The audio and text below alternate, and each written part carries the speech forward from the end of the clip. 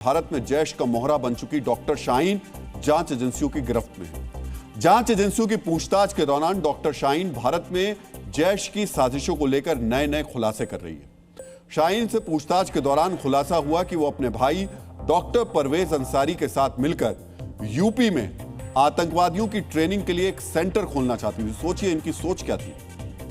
Centre खोलना चाहते थे ये आतंकवादियों की। इस सेंटर के भीतर लड़कियों को आतंक की ट्रेनिंग दी जाती है। इनका टारगेट क्लियर था, सिर्फ लड़कियों की। क्यों? क्योंकि ये जैश की महिला विंग की भारत की चीफ थी, इसलिए इसे एक सेंटर खोलना था लड़कियों के लिए, जहां लड़कियों को आतंकवादी जो आतंकवादी घटनाएं होती हैं उनको कैसे अंजाम दिया जाए इसकी ट्रेनिंग दी जाती है बाहर से, लेकिन इसको एक एनजीओ के रूप में दिखाया जाता। सूत्रों के मुताबिक पिछले 6 महीने से डॉक्टर शाहीन आतंक का ट्रेनिंग सेंटर बनाने की तैयारी कर रही थी और इसके लिए शाहीन को जैश ए मोहम्मद से फंडिंग भी मिली थी।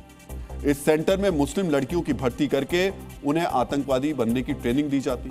गरीब लड़कियों की पढ़ाई और गरीबों के इलाज का बहाना बनाकर फाउंडेशन बनाया जाता, जिससे कि टेरर फंडिंग के लिए आने वाला पैसा जांच एजेंसियों के रडार पर नहीं आ पाता।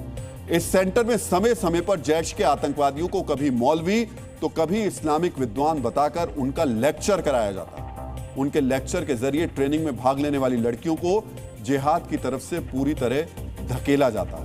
इस सेंटर में जैमर लगाया जाता ताकि ट्रेनिंग करने वाली लड़कियां सोशल मीडिया से दूर रहती और अपने मकसद से भटकती नहीं। शाहीन सहारनपुर और हापुड़ से इस सेंटर के लिए कोई ऐसी जगह ढूंढ रही थी जो शहर से थोड़ा बाहरी इलाके में हो और वहां लोगों की गतिविधियां, और जो हम ये बातें बता रहे हैं ये पूरा का पूरा एक ब्लूप्रिंट इस शाहीन ने तैयार कर लिया था। जो हमने आपके सामने बातें रखी हैं वो पूरी शाहीन की तरफ से जो जांच एजेंसियां पूछताछ कर रही हैं उसमें उसने खुलासा किया है। शाहीन ने सेंटर खोलने के लिए हापुड़ के सिंभावली में जमीन देखी थी।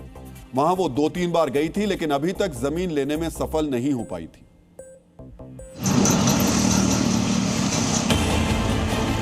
डॉक्टर शाहीन हापुड़ और सहारनपुर के अंदर एक बड़ा ट्रेनिंग कैंप खोलना चाहती थी। इसके लिए बाकायदा वो कई बार हापुड़ आ चुकी थी, लेकिन ऐसी ज़मीन उसे अभी तक नहीं मिली थी जो शहर के बाहर हो और लोगों का आना जाना वहाँ कम हो। इसको लेकर जांच एजेंसियाँ लगातार उससे पूछताछ कर रही है। डीएनए मित्रों, आप समझ सकते हैं कि शाहीन किस तरह कट्टर बन चुकी थी। कट्टरता उसके भीतर इस कदर हावी हो चुकी थी कि उसे इस बात का भी डर नहीं था कि यूपी में किसकी सरकार है। योगी फोर्स कट्टरता का इलाज करने के लिए जानी जाती है, लेकिन शाहीन इसको लेकर बेफिक्र थी। वैसे शाहीन की साजिशों का खुलासा होने के बाद कट्टरता के ऐसे बचे कुचे सेंटर्स और ऐसी विचारधारा पर बुलडोजर चलना तय है।